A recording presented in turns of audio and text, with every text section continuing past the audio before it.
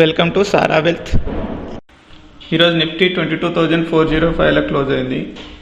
27 points ప్లస్లో close అయింది, 0.12% ప్లస్లో. లాస్ట్ 4 ట్రేడింగ్ సెషన్ నుండి కూడా నిఫ్టీ పాజిటివ్లోనే క్లోజ్ అవుతుంది. ఈరోజు కొంచెం సైడ్ వేస్లో ఉంది, అప్ అండ్ సైడ్ వెళ్ళుకుంటా. హై 22,440, లో 22,358. సెక్స్ 73,872లో క్లోజ్ అయింది, 66 పాయింట్స్ ప్లస్లో. ఓపెన్ 73,903లో, హై 73,990, లో 73,747. బ్యాంక్ నిఫ్టీ 47,456లో క్లోజ్ అయింది, 169 పాయింట్స్ ప్లస్లో క్లోజ్ అయింది. ఓపెన్ 47,318, 47,529 వరకు హై వెళ్ళింది, 47,191 లో వచ్చిందండి. ఎన్టీపీసీ 354లో క్లోజ్ అయింది, 3.69% అప్లో.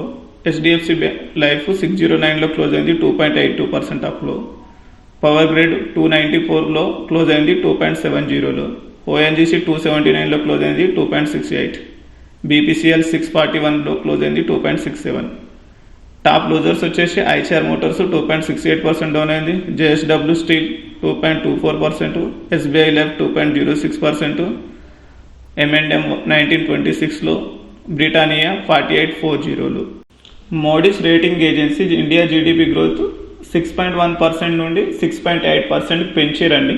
ఇది గుడ్ న్యూస్, ఇది పాజిటివ్ న్యూస్ వచ్చింది. పాజిటివ్ న్యూస్ వచ్చిన తర్వాత కొంచెం మార్కెట్ కూడా పాజిటివ్గానే రియాక్ట్ అయింది. యాక్చువల్గా నవంబర్లో వాళ్ళు ఫోర్కాస్ట్ చేసారు 6.1% అని, కాకపోతే 2024 జీడీపీ గ్రోత్ వచ్చేసి 6.8% వరకు వెళ్ళొచ్చు అని చెప్పి వాళ్ళు ఫోర్కాస్ట్ చేస్తున్నారండి. విండ్ ఎనర్జీ కంపెనీస్కి గవర్నమెంట్ ఒక లెటర్ ఇష్యూ చేసిందండి. కొంచెం నెగిటివ్ న్యూస్ ఇది, ఎందుకంటే దాని ద్వారా ఏమైనా అంటే సుజలాన్ ఎనర్జీ అప్రాక్సిమేట్లీ ఒక 5% వరకు డౌన్ అయింది, ఐఎన్ఎక్స్ విండ్ కూడా ఒక 5% వరకు డౌన్ అయింది. రివర్స్ టారిఫ్ స్టార్ట్ చేయొచ్చని.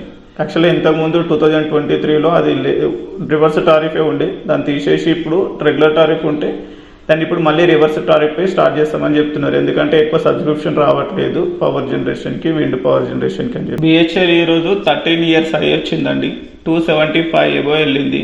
అప్రాక్సిమేట్లీ మీకు 16% ఎబో వెళ్ళింది. ఎందుకంటే ఎన్టీపీసీ నుండి వీళ్ళకి ఒక అప్రూవల్ వచ్చిందని చెప్తున్నారు, 17,195 crores థర్మల్ ప్రాజెక్టు.